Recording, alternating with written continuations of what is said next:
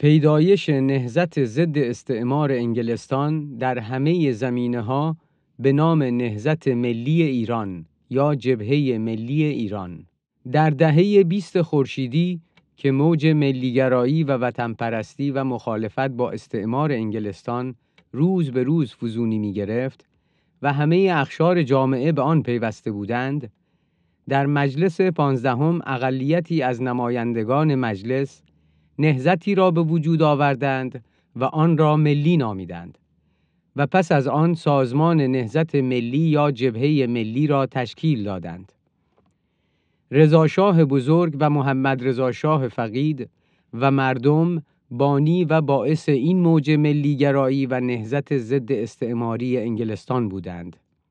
جامعه روحانیت و کسانی مانند آیت الله کاشانی نیز پشتیبان نهضت ملی بودند و با استعمار مخالفت کردند. آمریکا که رقیب انگلستان و خواهان خریدن نفت ایران بود نیز نهضت ملی ایران و یا جبهه ملی ایران را پشتیبانی می‌کرد.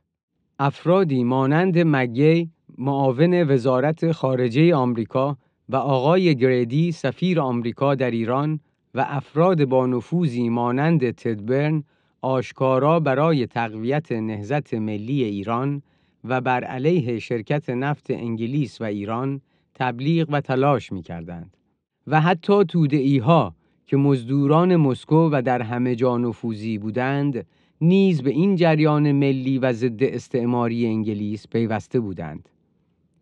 در چنین شرایط و فضایی سازمان نهضت ملی ایران در سال 1328 خورشیدی شکل گرفت. نفر اول و دوم این سازمان محمد مصدق و دکتر مظفر بقایی کرمانی شدند. دکتر مظفر بقایی کرمانی در تهران حزبی را به نام حزب زحمتکشان ملت ایران تأسیس کرد و سپس در کرمان نیز سازمان جوانان حزب زحمتکشان ملت ایران را پایه گذاشت. سپس ریاست آن بر عهده شادروان ذبیح الله مبشر و ریاست دبیرخانه آن بر عهده استاد مهدی شمشیری قرار گرفت. نهضت ملی بر پایه کوتاه کردن نفوذ بسیار زیاد استعمار انگلستان و در همه زمینه‌ها پدید آمده بود. اما محمد مصدق و یارانش به راحتی و فقط با تغییر دادن یک واژه و کلمه نهضت ملی را به نفت ملی تبدیل کرد و سوار بر موج مخالفت با استعمار انگلستان شد و آن موج و نهضت ملی را منحرف و خنثی کرد و سپس جریان نفت ملی یا ملی کردن نفت را بسیار زیانبار و به بدترین شیوه برای ایرانیان به پا کرد. زیرا شعار و خواسته جبهه ملی مبارزه با استعمار انگلستان در همه زمینه‌ها بود، ولی شعار نفت ملی مصدق و یارانش فقط برهم زدن قرارداد با ارزش و پرسود رضاشاه بزرگ با انگلستان بود که به اجبار و برخلاف میل انگلستان با رضاشاه بزرگ در تاریخ 1933 مسیحی یا 1312 خورشیدی بسته شده بود و انگلستان مدام در پی لغو آن بود. دولت انگلستان از لغو قرارداد دارسی به دست رضاشاه بزرگ و امضاء قرارداد جدید رضاشاه در سال 1312 بسیار ناراضی و دلخور بود. محمد مصدق نیز آشکارا و علنا خواستار لغو قرارداد رضاشاه و خواهان قراردادهای قبلی و مربوط به زمان قاجار بود. به هر حال خیلی زود دکتر مظفر بقایی کرمانی و حزب زحمتکشان ملت ایران مخالف محمد مصدق شدند. مصدق توانست اختلافات و شعبه بندی‌های بسیاری در میان مخالفان با استعمار انگلستان به وجود بیاورد و نهضت ملی را به کلی نابود سازد و سود بسیار برای انگلستان و زیان بسیار برای ایران به دست آورد. دولت استعماری انگلستان که با موج بزرگ نهضت ضد استعماری و ملی گرایانه روبرو شده بود و از قرارداد اجباری که در سال 1312 با رضاشاه پهلوی بسته بود بسیار ناخشنود بود و تنها راه چاره را برهم زدن کل اوضاع می‌دانست و بهترین روش این بود که از طرف خود ایران و یک طرفه و یک جانبه قرارداد رضاشاه را برهم زند. مصدق در راستای این هدف انگلستان و در زمانی که شرایط برای استعمار انگلستان بسیار بد و حساس شده بود، ناگهان و به تنهایی و خودسرانه و بدون علم و کارشناسی به عوام فریبی و مردم فریبی و مخالفت با قراردادهای قانونی و سودآور پرداخت که پس از قرارداد دارسی و در زمان رضاشاه امضا شده بود. مصدق پس از آن که افکار عمومی را آماده کرد، واژه نفت ملی را بر زبان انداخت و به طور یک جانبه از طرف ایران خواستار لغو قراردادهای رضاشاه شد و واژه نفت ملی را جایگزین نهضت ملی کرد و جریان نهضت ملی را به جریان نفت ملی تغییر داد و باعث شکست آن شد. مانند فریب واژه جمهوری به اضافه اسلامی که در سال 1357 توسط همانها نیز تکرار شد و البته دلیل آن بدسوادی روشنفکر نماها و سیاسیون ایران و ندانستن معنی درست واژگان بود. بنا به قرارداد نفتی که در زمان رضاشاه پهلوی در سال 1312 خورشیدی 1933 مسیحی امضا شد و به قرارداد 1933 معروف شد،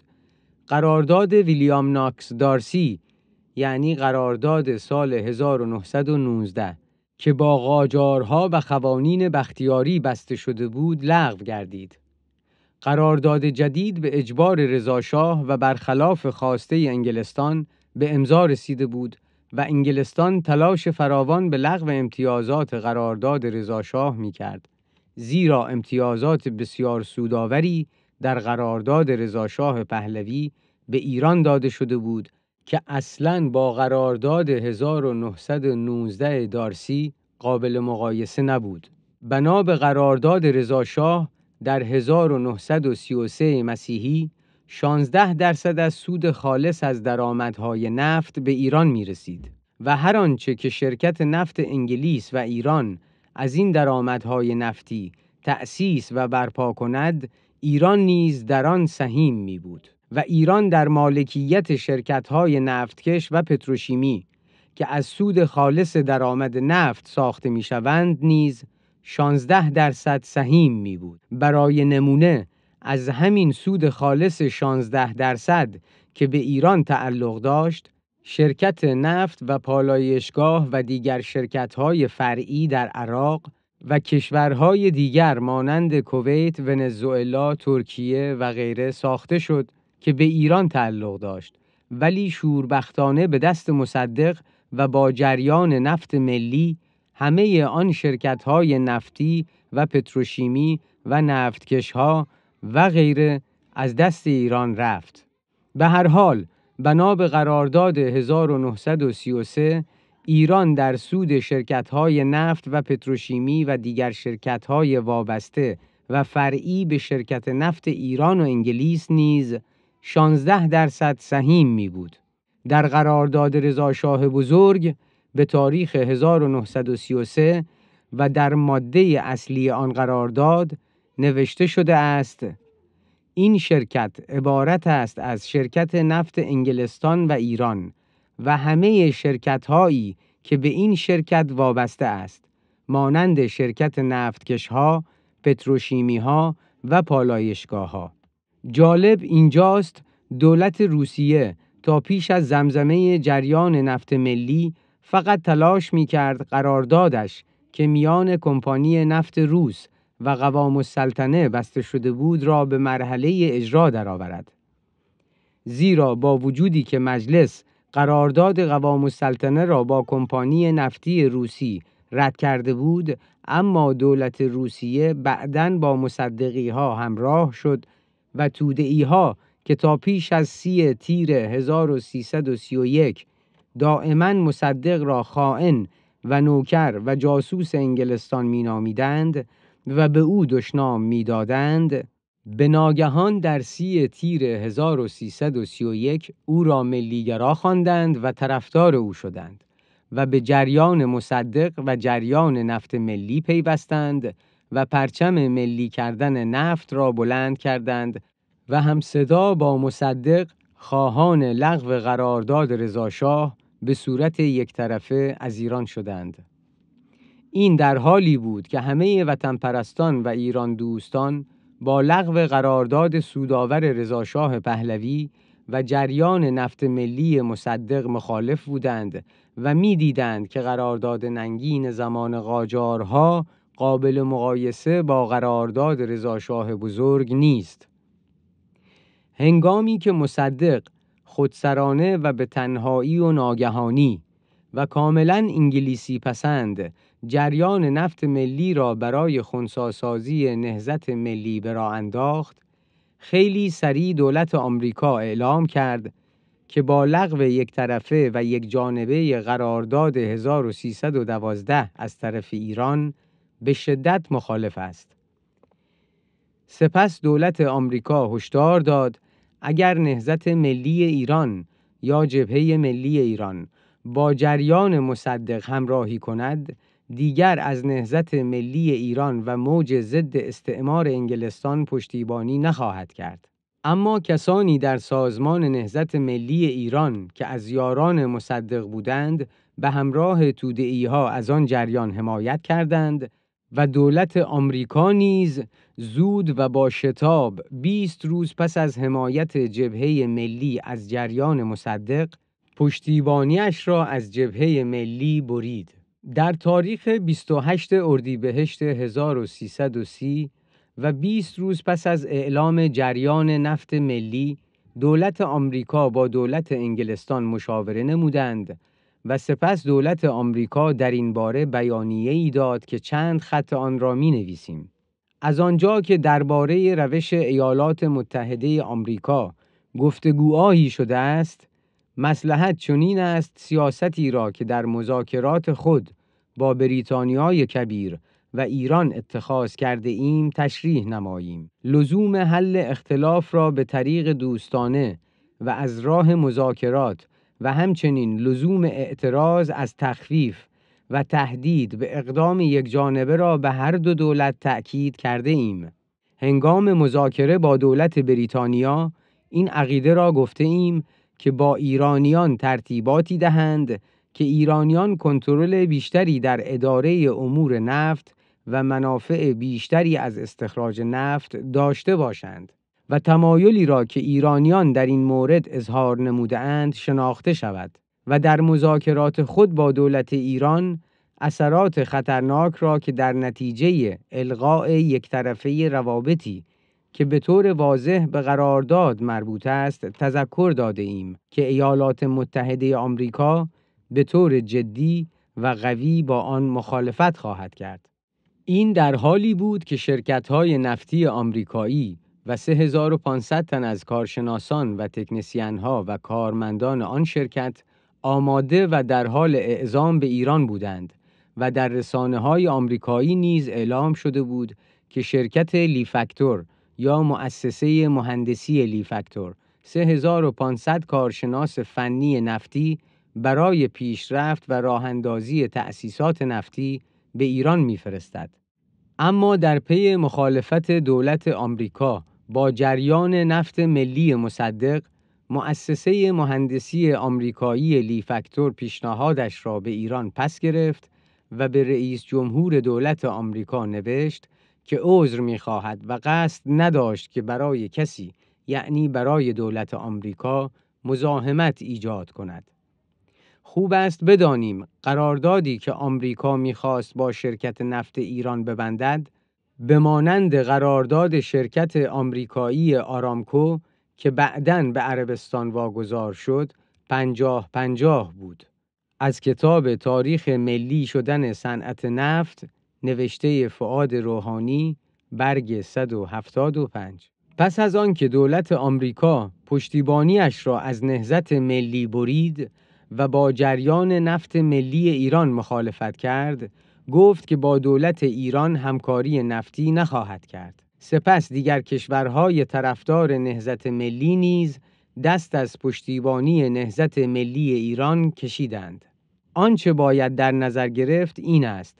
که لغو کردن یک جانبه و یک طرفه معاملات تجاری و صنعتی و نفتی به آن صورت که از طرف مصدق و توده‌ای‌ها انجام گرفت، هرچند که نادرست و زیان آور بود، ولی به خاطر ویژگی‌های آشکار کشور ایران در خاورمیانه و حتی در جهان،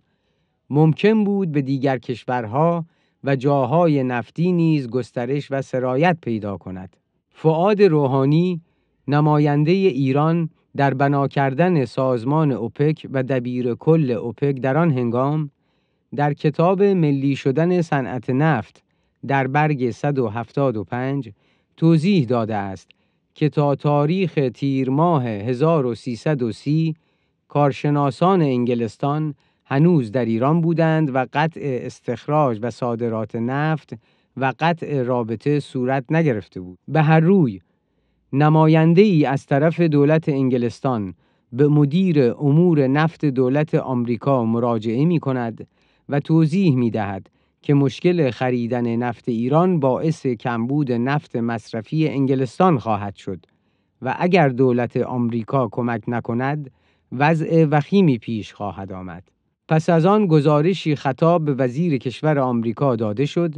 و از او خواسته شد که خیلی سریع از طرف آمریکا برنامه‌ای برای رفع بحران کمبود نفت انگلستان تنظیم شود و بر لزوم همکاری دولت آمریکا با انگلستان تأکید شد. سپس مدیر تولیدات دفاعی آمریکا از 19 شرکت نفتی آمریکایی دعوت کرد که با همدیگر همکاری کنند و ترتیباتی ارائه دهند که کمبود نفت خام و تصفیه شده که ناشی از جریان نفت ملی است جبران گردد. پس از آن کمیته‌ای تشکیل شد و اقداماتی انجام گردید که آن مقدار نفت که شرکت سابق معمولاً از ایران تهیه می‌کرد تا آخر سال 1951 برای شرکت مذکور یعنی انگلستان تأمین گردد. در انگلستان نیز هیئتی تشکیل شد و مشتریها را به مراجع آمریکایی تحویل می‌داد. در نیمه دوم سال 1951 مبلغ این معاملات 160 میلیون دلار شد و آمریکا همه 100% نفت مورد نیاز انگلستان را تأمین کرد و نه تنها کمبود نفت پیش نیامد، وانکه مازاد بسیار نیز به دست آمد. پس از این شرکت‌های نفتی آمریکایی با انگلستان همکاریشان را گسترش دادند و سپس با همدیگر یکی شدند و شرکت‌های چند ملیتی را پدید آوردند. تنها بازنده جریان نفت ملی مصدق فقط کشور و ملت ایران بودند که با رکود و زیان بسیار در زمینه‌های گوناگون روبرو شدند و یک نمونه آن فرسودگی و استهلاک و خرابی تأسیسات نفتی و بیکار شدن 60,000 کارگر صنعت نفت در آن تاریخ است. و البته سرمایه‌های بسیاری از دست ایرانیان خارج شد، مانند شرکت نفت و پالایشگاه و دیگر شرکت‌های فرعی در عراق و کشورهای دیگر مانند کویت، ونزوئلا، ترکیه و غیره که ساخته شده بودند و به ایران تعلق داشتند ولی شوربختانه به دست مصدق و با جریان نفت ملی همه آن شرکت‌های نفتی و پتروشیمی و نفتکش‌ها از دست ایران رفتند.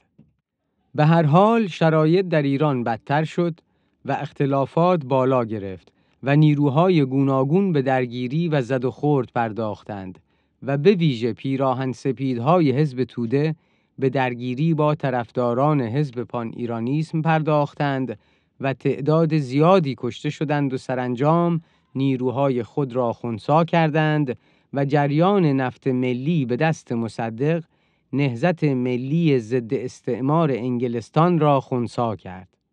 جریان نفت ملی مصدق آنچنان خیانتبار و اشتباه بود که مانندش در هیچ کجای جهان انجام نشده بود و پس از آن تا به امروز نیز انجام نشده است. در آن زمان همه کشورهای اطراف ایران و حتی فراتر مانند کره جنوبی و دیگر کشورها ایران را در زمینه‌های گوناگون به ویژه اقتصادی الگوی خود قرار داده بودند. به ویژه همه کشورهای عربی تا آنجا که در توانشان بود از ایران الگو می گرفتند. اما چون قرارداد کشورهای عربی با شرکت نفت آمریکایی 50-50 و بسیار بهتر از قراردادهای انگلیسی بود، وقتی که مصدق درباره جریان نفت ملی به دیگر کشورها اعلامیه داد، خیلی محکم و به صراحت آن را رد کردند. حتی یکی از شیخ‌نشین‌های عرب در پاسخ به پیشنهاد نفت ملی به شیوه مصدق و توده‌ای‌ها در ایران گفته بود مگر ما احمق من هبنقه هستیم. به هر روی همه کشورهای نفتی و غیر نفتی که از جبهه ملی یا نهضت ملی ایران پشتیبانی می‌کردند، به محض آنکه مصدق و توده‌ای‌ها پرچم نفت ملی را به دست گرفتند، شروع به اعتراض و صریحاً آن را رد کردند. با روی کار آمدن رضاشاه پهلوی، کشور ایران گام‌های پیشرفت را مرتب برمی داشت. نخستین گام رضاشاه بزرگ لغو تمامی و همه قراردادهای ننگین قاجاریان و به امضا رساندن قراردادهای بسیار بسیار بهتر از زمان قجرها بود و این مسیر تا زمان محمد رضا شاه پهلوی پیموده شد. گرچه با آغاز سلسله پهلوی مراحل پیشرفت و سازندگی ایران در همه زمینه‌ها به پیش می‌رفت، اما ایران در همه مراحل صنعت نفت از داشتن تکنسین گرفته تا اکتشاف، استخراج، خطوط لوله و کنترل آن، صادرات، بازار فروش و دیگر موارد ناتوان و نیازمند بود. از همین روی محمد رضا شاه فقید و برخی دولتمردان همواره به دنبال قراردادهای نو و بهتر به مانند قرارداد 50-50 شرکت آرامکو و عربستانی ها بودند تا گام نخست رضا شاه بزرگ را تکمیل کنند. رضا شاه بزرگ در نخستین گام خود قراردادهای ننگین ویلیام ناکس دارسی را لغو کرد و قرارداد دیگری را به امضا رسانید. به هیچ روی نمیتوان قرارداد ننگین قاجارها را با قرارداد سودآور رضا شاه بزرگ سنجید. پس از امضای قرارداد 50-50 شرکت آرامکو با شیخ عربستان، کمپانی آمریکایی تمایل خود را برای امضای چنین قراردادی با ایران اعلام کرد. رئیس هیئت مدیره شرکت نفت آمریکا می‌نویسد و می‌گوید که برای سهم 50-50 با سپهبد علی رزمارا به توافق رسیده بودیم و در نخستین نشست عمومی هیئت مدیره شرکت نفت آمریکا رئیس هیئت مدیره این شرکت بیان کرد که قرارداد 50-50 با ایران را توسط سپهبد علی رزمارا آماده کرده بودیم. قرارداد 1312 نخستین گام رضا شاه بزرگ بود، ولی خیلی آشکارا محمد رضا شاه فقید و مردم و جبهه ملی ایران خواستار لغو قرارداد قبلی زمان رضا شاه و به امضا رساندن قرارداد نو و جدیدتر و منصفانه تر شدند. اما انگلستان شدیداً با آن مخالفت کرد و واکنش این مخالفت را آشکارا و با ترور علی رزمارا توسط محافظان رزمارا نشان داد. اشتباه سپهبد علی رزمارا این بود که گفتگوها و کار به امضا رساندن این قرارداد پرسود با آمریکایی ها را بی سر و صدا پیش می برد و او می بایست مردم و روزنامه ها را خبردار و با خودش همراه می کرد. به هر روی سپهبد علی رزمارا بسیار دلیرانه و با وجود همه خطرها و تهدیدهای آشکار از سوی انگلستان قرارداد 50-50 با آمریکا را آماده کرده بود، ولی جانش را گرفتند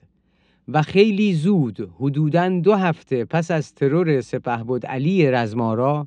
محمد مصدق جریان نفت ملی را به راه انداخت. مصدق با آنکه می‌دانست ایران حتی توان ساختن یک پیچ و مهره را ندارد،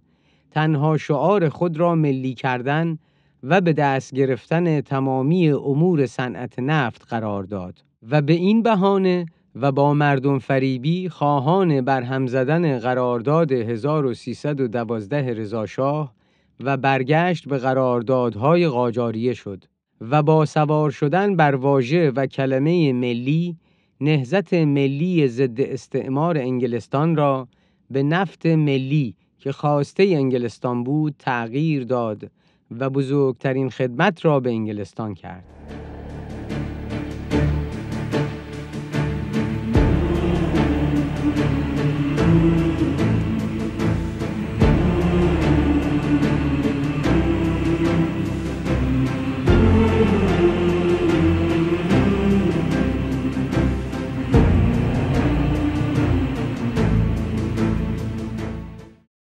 پیش از آن که زیانهای جریان نفت ملی مصدق را بیان کنیم، نگاهی به اوضاع کلی شرکت نفت ایران می‌اندازیم. در پاسخ به درخواست محمد مصدق درباره اوضاع کلی شرکت نفت ایران از دکتر حسین پیرنیا به محمد مصدق نوشته شده است: تعداد کارگران شرکت نفت 60,000 تن می باشد. مزد سالانه کارگران حدود 2 میلیارد و 800 میلیون ریال می باشد. خریدن پول ایران برای پرداخت حقوق کارگران شرکت نفت ایران و انگلستان و پرداخت لیره انگلستان به بانک ایران به مبلغ 20 تا 25 میلیون لیره می باشد. سهم ایران از فروش نفت در سال 1950 به مبلغ 16 میلیون و اندی لیره می باشد و البته دیگر موارد که از بیان آنها می گذریم. با بررسی آمار و مدارک می توان دید که درآمد خالص شرکت نفت در این مدتی که مصدق صنعت نفت را ایستا و متوقف کرده بود 84 میلیون و 466 هزار می بود و در عین حال 25 میلیون بشکه نیز ذخیره عمومی و سود خالص تقسیم نشده به دست می آمد و 1 میلیون هم ذخیره سهام ایران در بیرون از ایران نیز به دست می آمد. ولی محمد مصدق آگاهانه و عمدن جریان نفت ملی را به راه انداخت و نه تنها همه اینها را به دست نیاورد، بلکه با قطع درآمد نفت زیانهای بسیار و گوناگون به ایران وارد کرد. حدود 4 سال صنعت نفت ایران و بازار آن از کار افتاد و هزینه‌های بسیار بر دوش دولت ایران قرار گرفت و کشور ایران دیگر نتوانست بسیاری از امتیازات با ارزش در قرارداد پیشین رضاشاه پهلوی را به دست آورد. بسیاری از شرکت‌های نفت از مالکیت ایران جدا شدند، مانند شرکت نفتکش که توسط آرمیتاژ اسمیت از دست ایران خارج شده بود، ولی توسط رضاشاه دوباره آن شرکت‌ها به ایران بازگردانده شده بود و همچنین شرکت‌ها و پالایشگاه‌ها و نفتکش‌ها که ارزش و بهای آنها بسیار بسیار است. مصدق پس از آنکه جریان نفت ملی را به راه انداخت و صنعت نفت ایران را از کار انداخت، هیچ راه چاره‌ای ارائه نداد و هیچ پیشنهادی را نپذیرفت و همه چیز را به حالت معلق و بلا تکلیف درآورد. او نه تنها پیشنهاد هری ترومن را برای کنسورسیوم نپذیرفت، بلکه پیشنهادهای چرچیل، بانک بین المللی و پیشنهاد جکسون را نیز نپذیرفت. زیرا که هدف مصدق و انگلستان قطع پای آمریکا از ایران و سپس برکناری محمد رضا شاه پهلوی و برچیدن نهاد پادشاهی از ایران بود. به هر روی پس از جریان نفت ملی مصدق که هم از نظر حقوقی هم از نظر منافع ملی کاملا نادرست بود، صنعت نفت و درآمد ملی ایران حدود 4 سال ایستا و متوقف شد. سرانجام رأی دادگاه لاهه در شهر دنهاخ هلند منجر به باطل شدن قرارداد رضاشاه پهلوی یعنی قرارداد 1933 شد و در ظاهر به سود ایران ولی در اصل و عملاً بسیار بسیار به زیان ایران انجامید. در مفاد قرارداد 1933 رضاشاه علاوه بر بندهای سودآور، این بند بسیار مهم در نظر گرفته شده بود که این قرارداد در آینده فقط به سود ایران تغییر پذیر است. به هر روی دادگاه لاهه خواسته و اقدامات مصدق را برای لغو یک طرفه قرارداد بررسی کرد و رأی دادگاه باعث شد که ایران بیشترین جریمه را پرداخت کرد و اضافه بر آن شرکت نفت انگلستان و ایران 1 میلیارد دلار از کنسورسیوم ایران غرامت گرفت و اموال شرکت نفت که مصادره جریان نفت ملی شده بود نه تنها دوباره به دست انگلستان افتاد، بلکه انگلستان آن را در لیست اموال فرسوده و مستهلک گذاشت و از این بابت پول هنگفتی نیز دریافت کرد. و اما اگر هر دو دادگاه چه ابتدا در انگلستان چه بعداً در لاهه هلند به زیان مصدق رأی می‌دادند، نتیجه اش این میشد که شکواییه مصدق پایان می‌یافت و روند معمول جریان نفت به سود و سرمایه ایران ادامه می‌یافت و بر آن افزوده میشد و البته غرامت بسیار بسیار اندکی نسبت به آنچه حاصل شد ایران میبایست پرداخت میکرد. در کتاب زیان بخشترین قرارداد نفتی ایران، قرارداد آرمیتاژ اسمیت،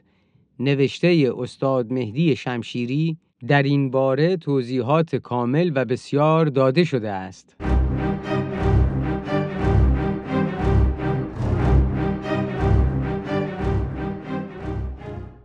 و اما درباره درخواست سازمان MI6 انگلستان از سازمان سیا برای سرنگونی محمد مصدق نیز باید اشاره کنیم که آن فقط یک تاکتیک سیاسی از جانب انگلستان در رقابت با آمریکا بود و دولت انگلستان با همکاری خود مصدق برای بدنام کردن و سپس خارج نمودن آمریکا از ایران چنین بازی‌هایی را انجام می‌داد. اما درخواست سرنگونی مصدق با مخالفت محمد رضا شاه پهلوی روبرو شد. بنابر اسناد در دسترس مانند گفته‌های خود مصدق و یا در کتاب اسرار کودتای 28 امرداد نوشته وودهاوس رئیس MI6، محمد مصدق هماهنگ با نقشه‌ها و برنامه‌های انگلستان و کودتای 25 امرداد ماه 1332 بر علیه محمد رضا شاه پهلوی بوده و از آن خبر داشته است. او در این کتاب میگوید ما تصمیمات را گرفتیم. محمد مصدق سریعاً احساس کرد که اوضاع از چه قرار است و خیلی سریع لبه تیز حملات خود را نه تنها متوجه انگلستان کرد، بلکه خانواده محمد رضا شاه پهلوی و فضل الله زاهدی و هندرسون سفیر آمریکا را نیز شدیداً مورد حمله قرار داد. همچنین در اسناد سازمان سیا آمده است که به محض اینکه سرلشکر حجازی کاندید نخست وزیری می شود، بلافاصله مصدق دستور بازداشت سرلشکر حجازی را می دهد و او را دستگیر می کند. سپس زاهدی کاندید نخست وزیری می شود و مصدق زاهدی را نیز به زندان می اندازد. پس از آن سناتورها تشکیل جلسه دادند تا به طور قانونی بر علیه مصدق اقدام کنند. اما به پیشنهاد سفیر انگلستان، فاطمی خیلی فوری مصاحبه مطبوعاتی انجام داد و اعلام کرد که این سناتورها با سفیر انگلستان رابطه و برنامه دارند. البته خود مصدق نیز در دادگاه اعلام کرد که دولت از کودتای نظامی آگاه بود و چند روز زودتر به من اطلاع رسیده بود. حزب توده و کیانوری نیز اعلام کرد که ما محمد مصدق را از همان اول آگاه کرده بودیم. به هر روی 3 روز بعد در 28 امرداد 1332 به دست مردم کودتای مصدق شکست خورد و محمد رضا شاه پهلوی و ملکه ثریا که به خاطر این ناآرامی‌ها به ایتالیا پناه برده بودند به تهران بازگشتند. البته مصدق شکست کودتا را نه به پای مردم بلکه به پای آمریکا گذاشت. در هر حال مصدق بابت لغو یک طرفه قرارداد رضا شاه پهلوی شرکت‌های بسیاری را که وابسته و فرعی شرکت نفت ایران و انگلستان بودند را از دست داد و زیانهای میلیارد دلاری به ایران رسانید. اما اینکه چگونه و به چه بهانه‌ای مصدق جریان انحرافی نفت ملی که خواسته استعمار انگلستان بود را به راه انداخت چنین بود: آقای محمد ساعد مراغعی که نخست وزیر زمان مجلس 15 بود، هنگامه‌ای که موج و نهضت ایرانیان بر ضد استعمار انگلستان بسیار نیرومند و توانا شده بود، در مصاحبه‌ای گفت که می‌خواهیم حق مردم را از شرکت نفت جنوب یا همان شرکت نفت ایران و انگلستان بگیریم. پس از این مصاحبه مدیر روزنامه توده‌ای‌ها به نام عباس اسکندری بر این جمله سوار شد و گفت که آقای ساعد نام شرکت جنوب را بر زبان آورده است، ولی این شرکت جنوب یعنی شرکت نفت انگلستان و ایران را رضا شاه به دستور استعمار درست کرده است و باید این قرارداد 1312 رضا شاه لغو شود و سپس به این بهانه نخست وزیر را استیضاح کرد.